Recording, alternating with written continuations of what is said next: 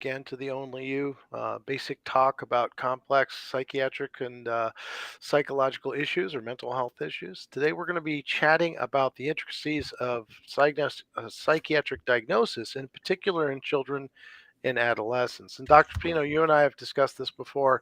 I mean, people going through adolescence and teenagers and hormones and all sorts of weird stuff, and kids act pretty weird. We all do. How do you discern the difference between those challenges of puberty and development, psychological issues, and ones that are actually psychiatric in nature? You know, it is difficult sometimes to understand that when we're dealing with children and we're dealing with adolescents, and actually when we're dealing with people in general, we're not dealing with a thing, right? We're dealing with an entity that is tremendously complex that has an evolution, right? And that evolution is both extrinsic, meaning the history of humanity, and intrinsic in terms of each one of us, right? So, what makes children and adolescents, which is from the time you're born to probably around 25 years old, is that we have this um, dynamic process of maturation, right? And maturation is not just muscles so we can stand up and walk, right? Whether we can develop language, is also relationship with the environment and um, tolerance and survival, right? So if you if you could build a computer like a human, and I know there's a lot of noise nowadays about AI and GPT, all that, which is a lot of noise, right? Because the reality is that in order to create a human, you have to create all the ingredients for that computer to be self developed, learning from your development, okay, and learning to protect yourself from the world, right? Mhm. So some of that is genetic, some of that is experience. So let me give you an example.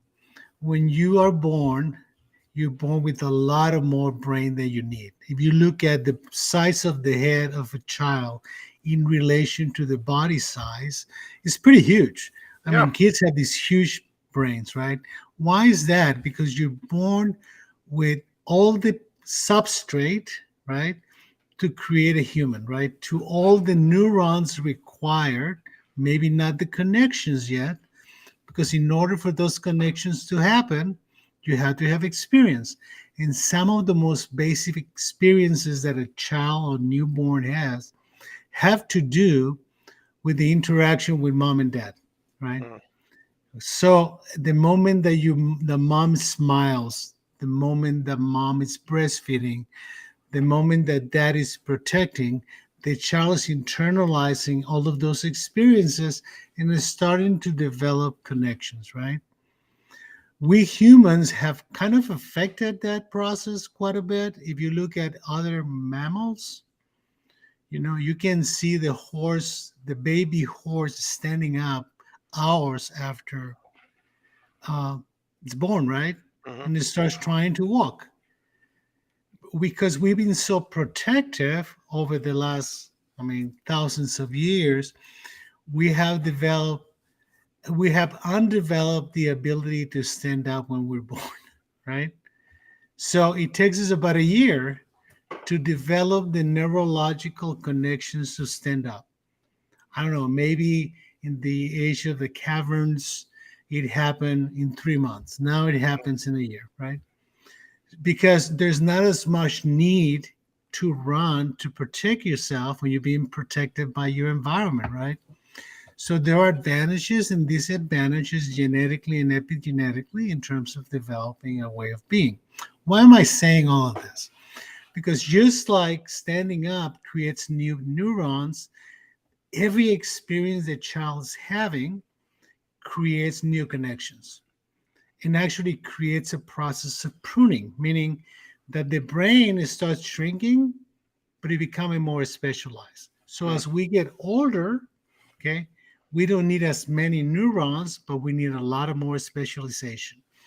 And the specialization of these neurons, as we know today, and the connections between them continues forever till we die.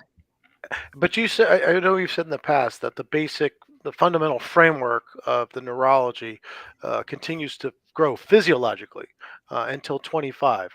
And so, what's the difference between that growth and then post 25 growth? Okay. So the pruning process of specializing the brain, it is considered to be mature or the end of biological physiological pruning around age 25, right?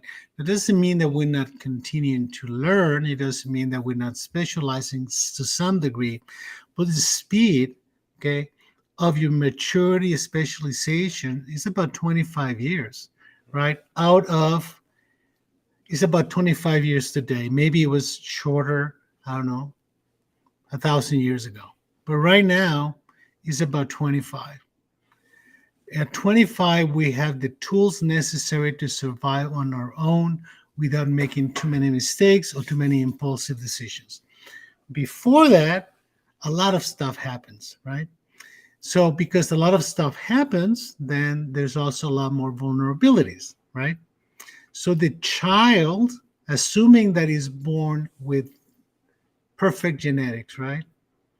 Then he's going to evolve like most humans, learning to walk, to talk, to communicate, and he's going to input information from the environment that is going to allow him to communicate, to socialize, and to specialize. Now, that process is very quick from the time you're born until around age 7. Then it takes a little pause between age 7 and the beginning of adolescence, which is around 12, 13, and then takes another big speed, age 13 forward, right? So, because of those things, if you're born with some genetic predispositions, let's say you have genetics of attention deficit hyperactivity disorder, you have genetics of anxiety in your family, you have genetics of schizophrenia, you have genetics of neurological disorders like autism, right? Then the way you're going to manage the input that is specialized in your brain is going to be different, right? Because the substrate is different. So in autism, for example, is different in that the kid has an innate inability to socialize, right? So he has to develop ways of protecting him or herself in a way that doesn't include socializing, right? So you develop other skills, and some kids with autism become tremendously logical and intelligent, but socially inadequate, right? Now, I'm saying all of this because neurodevelopment it becomes very, very important, and sometimes we don't pay enough attention to it. Not the only reason for the difficulties, right?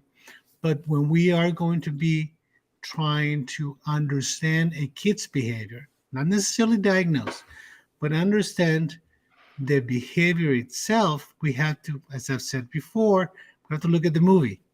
Mhm. So, and the movie starts long before the child is born. For example, you have to look at the health of the mother, the health of the father, the family history of certain disorders. Then you have to look at the pregnancy, was this a wanted and unwanted pregnancy? Was this stressful pregnancy? Was the mother using drugs or alcohol? Was the father using drugs and alcohol? Did the mother had any traumas during the pregnancy? Was the mother involved in the domestic violence? She got beat up on a regular basis. So everything that happens to the parents and the genetics prior to the baby being born is going to have an impact on that child, right? So we have to know that, and then we have to look at it from the time the kid's born forward. What has happened to the child? How has the child behaved? How did the child attach to the parents? Was the child very rejecting of the parent? Was it very needy from the parents? Uh, did the kid had difficulty developing normal developmental milestones like learning to talk, learning to walk, toilet training. All of those different things become essential if you want to understand the behavior, right? So then you have to look at what is developmentally appropriate for that age of the child. So a kid at 3 throwing a tantrum once in a while is not a diagnosis. Mm, Okay, there are developmentally appropriate behaviors. Now, the first thing that we look for is when the the intense behaviors become too frequent and are impeding further development, right? And I'm not talking about only about the development of the child, but the interaction with the parents and the other siblings and so on. So as you can see, we're not in the business of diagnosing, we're in the business of understanding behavior. And if we understand behavior in certain circumstances, we're going to diagnose. mm. But So diagnosis is not the purpose. what's the percentage of that when you have kids of that nature? I mean, it's like because I know for adults you can give them very specific tests and get a diagnosis, but when you're judging it in this manner with someone so young who can maybe not give you the appropriate input, or you're getting too much info from the parents and it's not accurate. How do you make that determination between okay, some odd behaviors, some issues, and true mental illness? Well, um, the way you look at this is that you need to understand that the second factor that becomes problematic, especially with children, not as much with adolescents, is their limitations on communication, right? So it's extremely difficult to diagnose kids under the age of 3 years old, right? So once they start having a little more communication, you can play with them, and during the play, you can understand some of the communication and reaction and behaviors. But we rely a lot on secondhand information from the parents, right? Or from the extended family or guardians or whoever is involved, teachers. All that information becomes tremendously important because even with adolescents, they do communicate, but they don't communicate efficiently. And if the kids have had neurodevelopmental issues, they're going to have trouble um, trusting, right? So the whole process of understanding behavior leading to diagnosis has kind of put us in the box because we have decided that diagnosis is the purpose and the goal. Mm, No, diagnosis is only important in the context of having interventions that are specific to that set of symptoms, right? But one of the problems we have had over the years is that that criteria keeps changing, right? When I came into medicine in the late 70s, I think we were still in DSM 2. Okay, now we're in DSM 5 TR, which is a revised edition. Let me give you an example of how this has evolved, right? The diagnosis um, that has scientific basis in terms of making the diagnosis close of an illness is limited to probably no more than 15 disorders, mm, even though DSM has, I don't know, 400, 500, I don't know, I don't remember the number. So why is that? Because there are a lot of things that we call diagnosis that are an agreement among professionals. So there are things like schizophrenia, autism, depression, major depression, generalized anxiety, panic disorder, PTSD, OCD. Those diagnoses are pretty set, right? The criteria has not changed a lot. There may be some details in terms of how much is biological, how much is psychological, how much is social. But the rest of the diagnosis, and I may be missing some others, the rest of the diagnoses are an agreement among professionals for us to speak the same language when mm, it comes to understanding mental disorders, right? But mental disorders are not as clear cut as people may think, right? So when we talk, for example, about disruptive mood dysregulation disorder, right? We're basically talking about a child who is reacting quite impulsively, angrily, depressed with a mood reaction, okay, that is very fast, is very quick to a stressful environmental situation, right? Very frequent in kids with autism or in kids with ADHD. because of the substrate that you're dealing with, right? But then it resolves quickly. The problem is that it happens too often and it has an impact on the functioning of that child. So then we call it a diagnosis, right? But is it really a separate diagnosis, or is it a complication of the fact that you're autistic, Hmm. or a complication of the fact that you have ADHD, right? So there are a lot of issues. Oppositional defiant disorder, right? Well, kids tend to be oppositional and defiant in general, right? Some some parents will say too much. So when does it become a disorder? When it becomes too frequent, too often, and too dysfunctional. So outside of the traditional disorders, right, we have to look for intensity, frequency, and dysfunction. Those are the three parameters that we have to look for in a lot of different things, right? So the other part that makes it very difficult with kids is that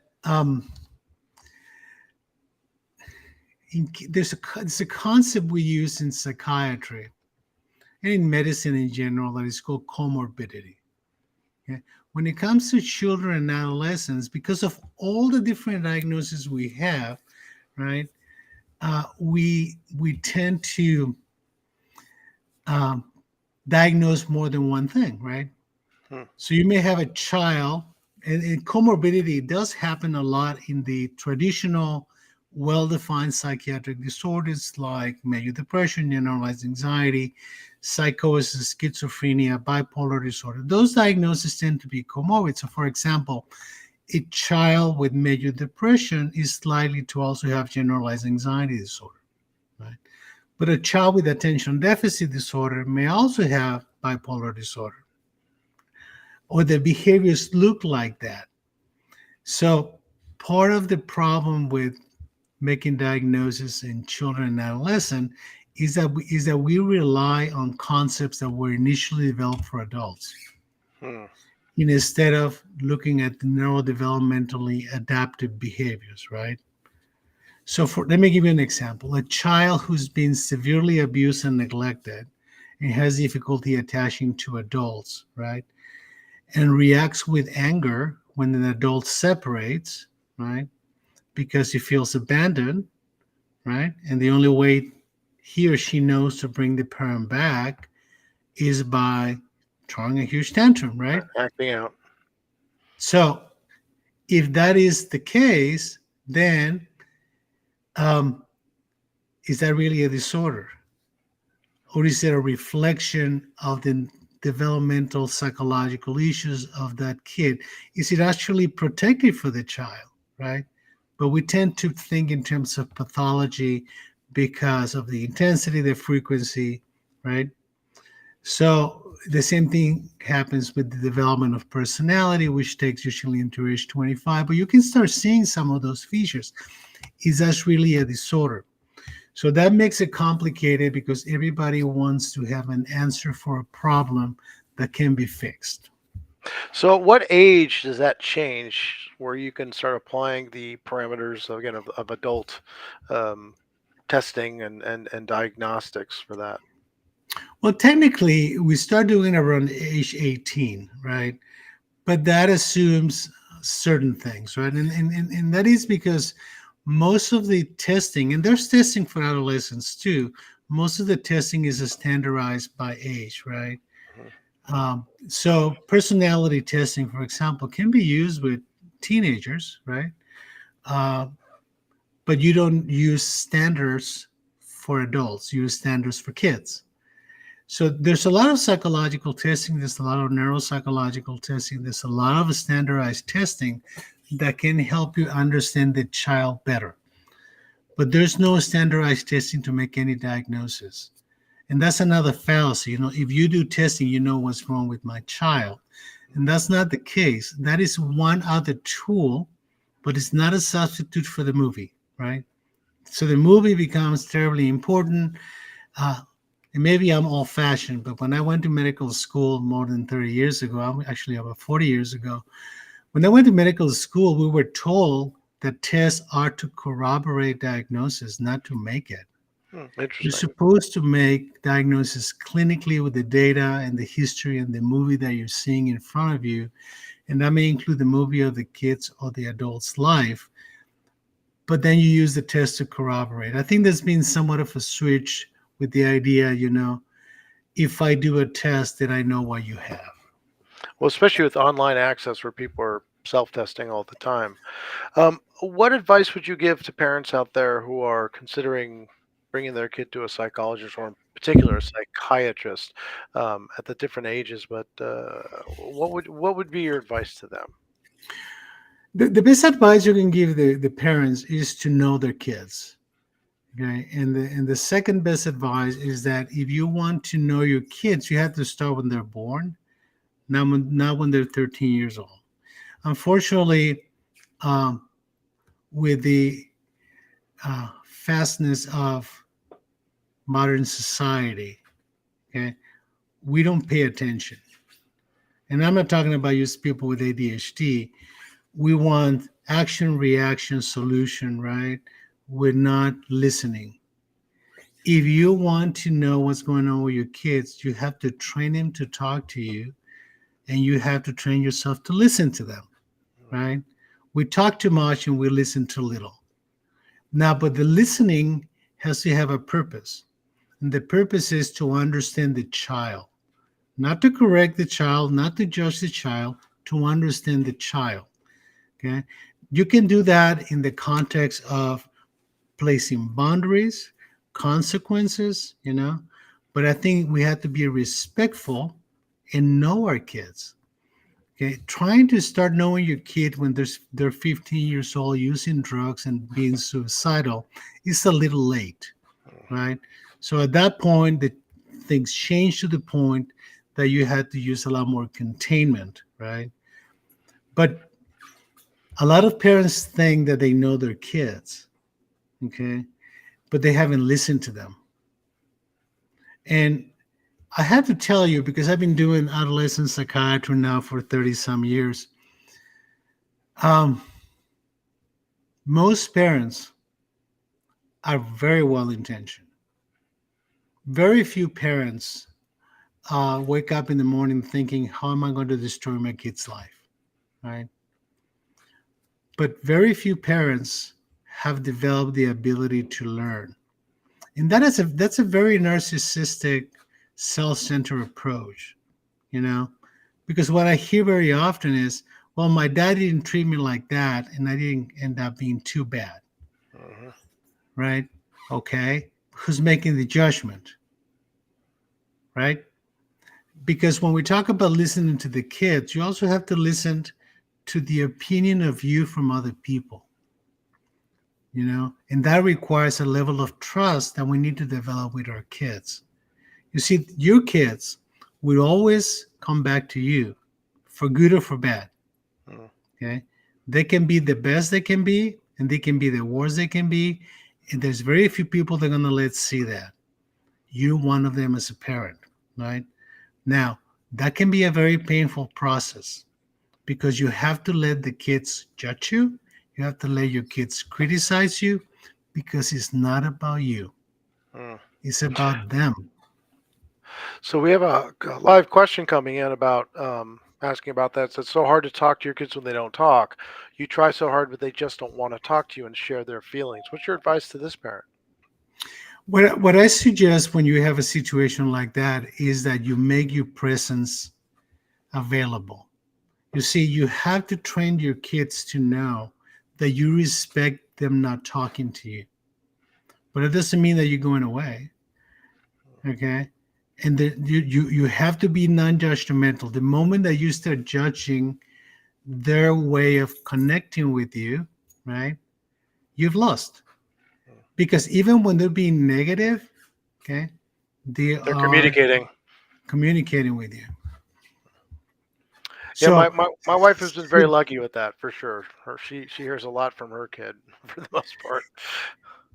And that's yeah, a but really you see, amazing thing. That's an amazing thing to observe that she shares everything with her. yeah, well, you see, your kids, can I say this? Your role as a parent is never finished, right? but it evolves over time. Hmm. And you're a punching bag, okay? And when they come and punch you, the worst thing you can do is punch back. The best thing you can do is you punch me, give me some more. I'm here because it's not about me, it's about you, right? So let's not fall into the trap of you being disrespectful, or you're judging me. Who are you to tell me that I drink too much? Blah blah blah. No, it's not about you. It's Hmm. about them. So in this case, with this parent asking questions, would it be best for them to just tell their child, "Hey, whenever you're ready to talk, I'm here"? Yeah, but you have to say it the right way. I mean, you don't want to say it in a rejecting way. You don't want to say it in a judgmental way. You want to say it in an empathic way. Like, I understand that it's hard for you to talk now, okay? But I'm here. That's it. You don't have to hope that it's going to happen, or send a message that if you don't, this is going to happen. It's empathy, listening, and neutrality. I'm not a very analytical, psychoanalytical person. I'm not very Freudian in terms of my psychiatric training, even though I'm more Cahutian in terms of self psychology. However, Freud did give us a very big gift, and is the understanding of neutrality. Hmm. Right now, we are trying to do that. I do it with kids every day, and sometimes they like me, sometimes they hate me. That's fine. But what happens is that it becomes very difficult for a parent. It makes you feel very insecure if you feel hated by your child. Okay, and you have to swallow it, and you have to tell yourself it's not about me, it's about them.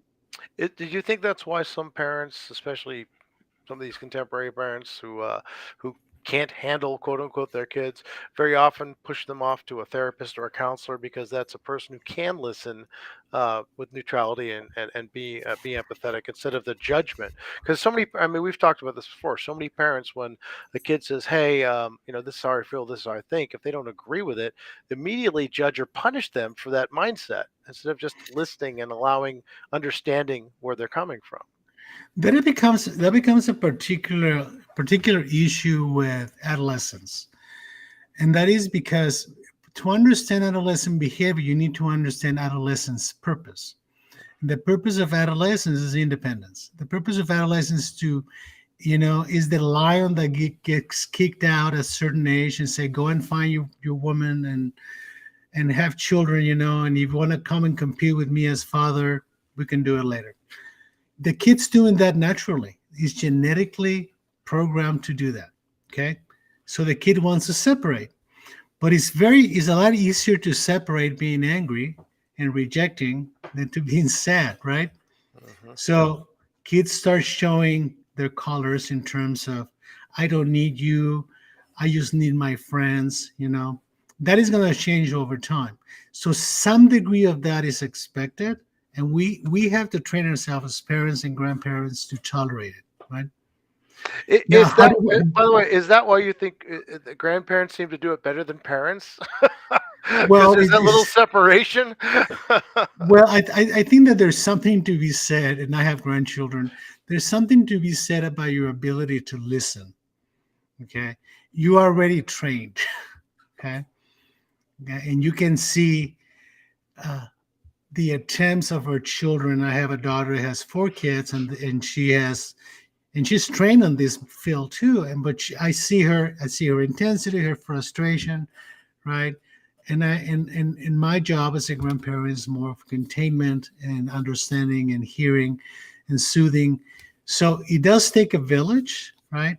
But something that I've seen in the last 20 years has been a movement toward insecurity on the parents, right? Hmm. Why is We that so? always we always asking parents nowadays are always want to be perfect and do the right thing. We've never been able to define what that means. Okay. But they know. Okay, so there's been a lot of helicopter parenting. There's been a lot of not listening to teachers because they don't know anything. We know everything, and the kids are being raised very different depending on the country and culture, but they're being particularly in the United States, raised in boxes, right? House is a box, school is a box, sports is a box, going to bed is a box. The problem is that there's not a lot of connection between the boxes with parental interaction, right? The more you can interject that, the better. The other thing is that the kids need to have a sense of freedom, and they have to learn to make mistakes, right? Because if they don't, they become tremendously vulnerable when they become adults.